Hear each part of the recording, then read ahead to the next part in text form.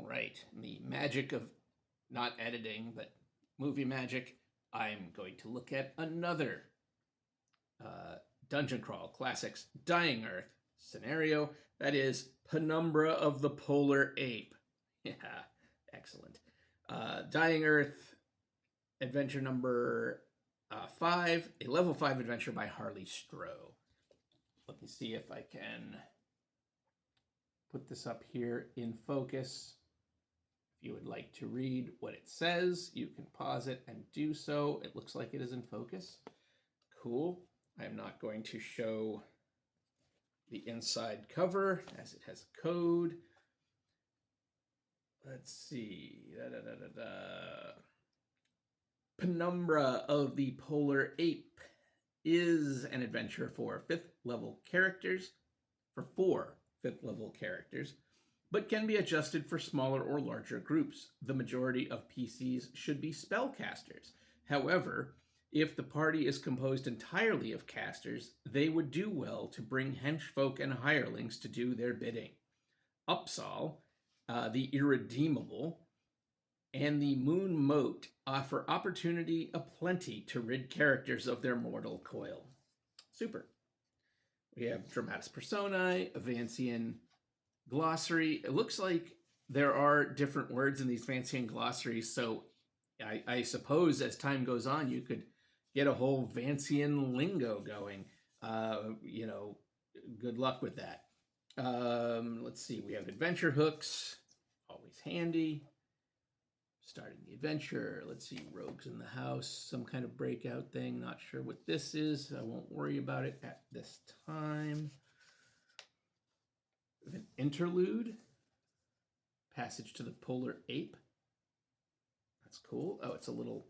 I'm not going to show too much of this handout, but there is in the front this triangular. It looks like you can make a little, planet orb moon. I don't know what it's going to fold out to be, but it kind of reminds me of like the GDW, the old GDW things where you could make planets for like 2300 or Traveler, I think. Anyway, so cool interlude. And here we have what I'm assuming is the meat of the thing. The Ring of Null. Some kind of magic item. Several charts with things like geyser effect, plume and drift cloud effects. Nice. Random encounters.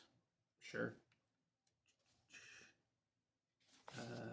Another one of these large fold out or centerfold images. Oh yeah, it looks like this one does involve like some kind of space or dimensional travel of some kind. Maybe. Maps. All right. Let's see if I can make my hands work. I already saw that map. Okay. There is a page I'm missing. Now it's just the principle of the thing. Okay. I like that image. And, okay, no new spell at the end of this. Here we have a cool full color handout.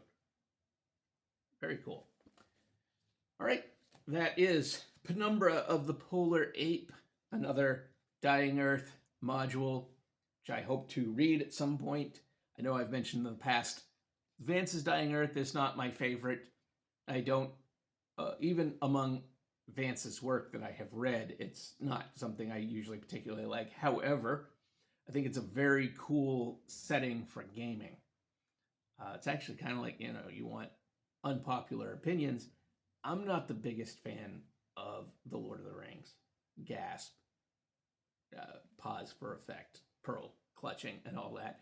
But I actually think that Middle-earth makes for a cool setting to do some gaming in, especially if you do something like in the time between The Hobbit and The Lord of the Rings. I think that that's a potentially very cool time to adventure in.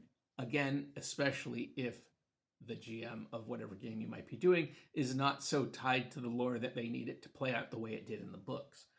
I've always been a particular subscriber to the idea that once the game starts, the world is yours, which is why if I ever ran Star Wars and I started it at roughly the time of the original Star Wars film, which I just call Star Wars because that was its name.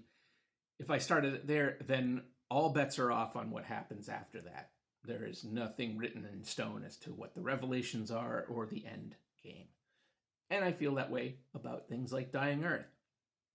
It's a cool sandbox to play in.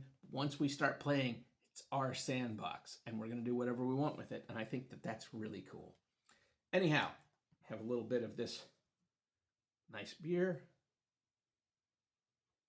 All right. And if you enjoy anything that I have done on this here channel, please do like and subscribe. Take a look at the links in the thing below, and there you can help me out with the channel in any way that you see fit. Buy me a coffee, which is really just putting money toward me picking up another game book. Support me on Patreon if you want some occasional work on there, not as much as I need to be doing, or any other thing that you feel is appropriate. I even have an author page on Amazon where you can get some of my short stories. Until the next time, take care.